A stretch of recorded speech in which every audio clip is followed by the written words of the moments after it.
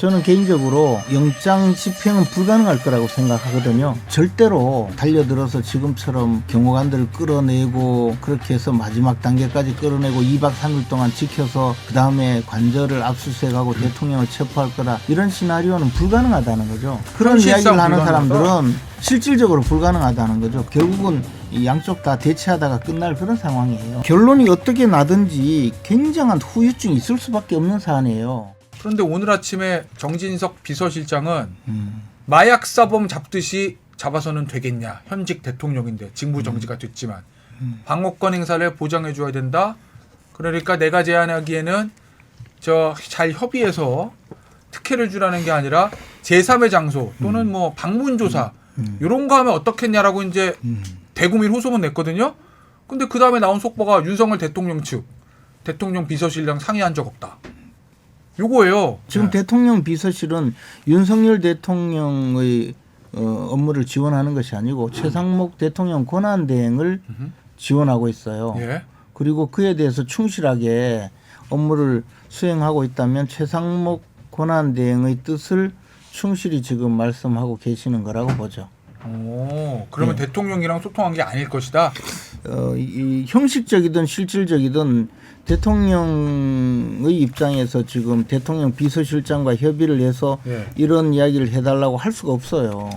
그리고 실제로도 저는 그렇게 되어 있는 것으로 알고 있고요. 그래서 이 점은 약간의 조금 더 유추를 해보자면 정진석 실장께서 나름대로 대통령을 좀 돕는다는 입장에서 최상목 권한대행의 입장을 말씀하신 것 아닌가라고 생각은 해요. 저는 개인적으로 영장 집행은 불가능할 거라고 생각하거든요. 그래서 이런 제안도 시간이 지나면 점차 현실화되리라고 봅니다. 대통령 관저로 올라가는 길 자체가 굉장히 좁은 길이고 거기에 한 100여 명이 양쪽에서 대치하면 끝나는 그런 공간이에요. 그다음에 이 경찰을 지금 여러 관서에서 동원을 하잖아요.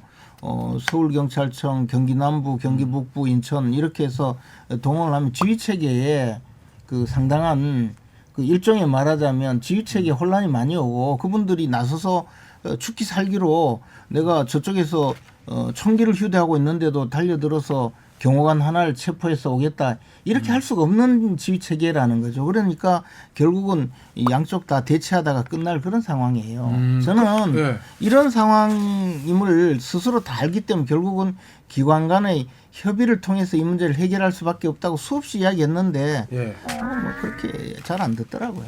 관저의 지형 지물이나 또 어떤 경우에는 경호관들의 수준이나 또 지금 동원하려고 하는 마약 수사대 내지 형사기동대 그분들의 지휘 체계나 이런 것을 모두 나름대로 판단한 바로는 절대로 달려들어서 지금처럼 경호관들을 끌어내고 그렇게 해서 마지막 단계까지 끌어내고 2박 3일 동안 지켜서 그 다음에 관저를 압수수색하고 대통령을 체포할 거다. 이런 시나리오는 불가능하다는 거죠.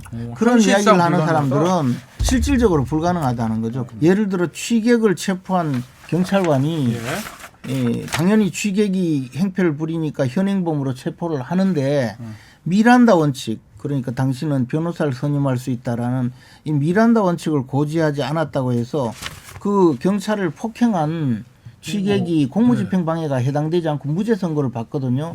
이 상황에서 지금 경호관들의 행위가 나중에 오히려 경찰들이 불법 독직 체포감금이 될 수도 있어요. 그러니까 이거를 저는 왜 이렇게 이 법적 절차를 무시하고 갑자기 하고 있는지 모르겠어요. 대통령을 수사하는 내용, 탄핵 심판 이것은요.